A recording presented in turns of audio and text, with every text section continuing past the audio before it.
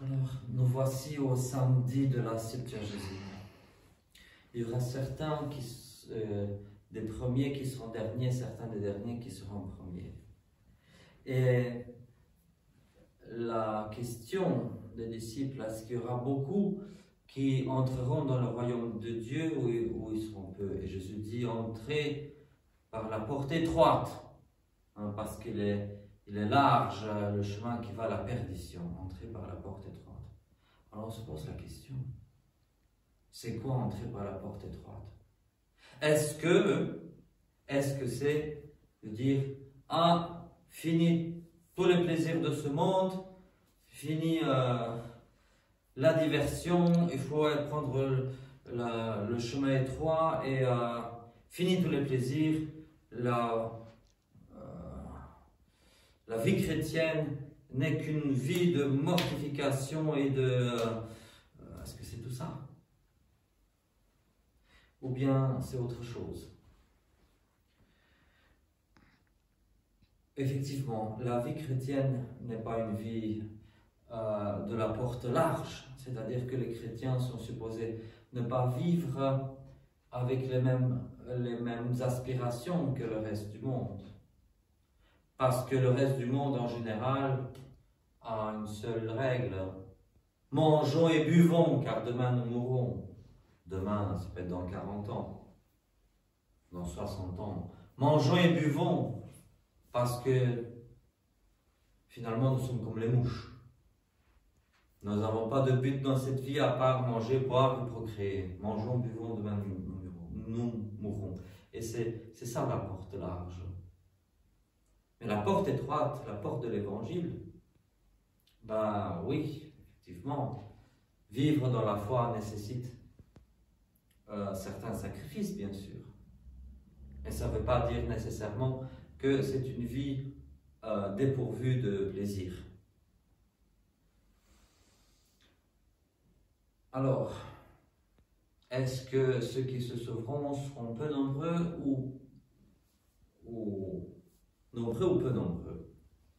Et j'ai envie de dire que ce n'est pas à l'être humain de répondre à cette question, parce que seul Dieu sait exactement combien seront les personnes sauvées. Le plus important pour chacun de nous, c'est d'essayer d'être sauvés. Si nous avons accepté le Christ, alors nous sommes sauvés. Si nous avons accepté le sacrifice du Christ sur la croix comme paiement pour tous nos péchés, nous sommes sauvés. D'accord? Mais alors nous devons vivre une vie de sanctification. Si le Christ habite en nous véritablement, alors nous menons une vie où le Christ peut travailler à travers nous.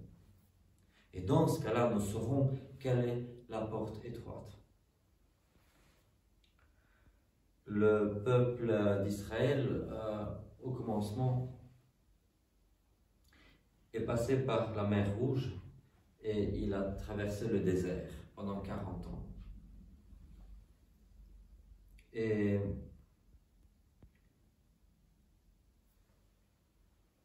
ils ne sont pas entrés dans la terre promise. Ils sont entrés dans ce qu'ils appelaient la terre promise, mais ce n'était pas ça le but final. Parce que le Messie n'était pas encore venu. Et juste aller sur une terre, sur un autre territoire et pouvoir planter des vignes, avoir des maisons, etc. Bien sûr, c'était un pas en avant, mais ce n'était pas le but final. Et c'est après l'arrivée du Messie qu'il y a quelque chose de supérieur. Oui, avoir des maisons, planter des vignes, des figuiers, tout ça, avoir récolté, semer du grain, oui, c'est bon. C'est déjà un pas en avant. Pour des gens qui ont été esclaves, c'est déjà un pas en avant. Mais ce n'est pas tout. Parce qu'il faut aspirer à quelque chose de plus grand. On connaît parfois la pyramide de Maslow. Hein? En bas de la pyramide, il y a les besoins les plus primaires. Respirer, puis manger, boire, éliminer, et puis ainsi de suite. Des désirs d'accomplissement de soi. Et c'est comme ça aussi pour le peuple de Dieu. D'abord, il a essayé de combler ses besoins primaires, et puis au fur et à mesure que avance l'histoire sainte, on se penche, quand les autres besoins sont comblés, on vise quelque chose de plus haut. De telle façon que parfois, ce de quelque chose de plus haut va tellement prédominer qu'on ne va plus se soucier des besoins primaires parfois. Comme dit Saint Paul dans un passage, il dit, si nous avons la nourriture et le vêtement, ça devrait nous suffire. Oui, quand on vit vraiment avec le Christ, quand le Christ habite vraiment en nous et l'Esprit Saint, et que nous vivons comme des enfants du Père Céleste, alors oui, dans ce cas-là, parfois, on sait passer outre certains besoins primaires, parce que nous sommes dans une vie de contemplation avec Dieu.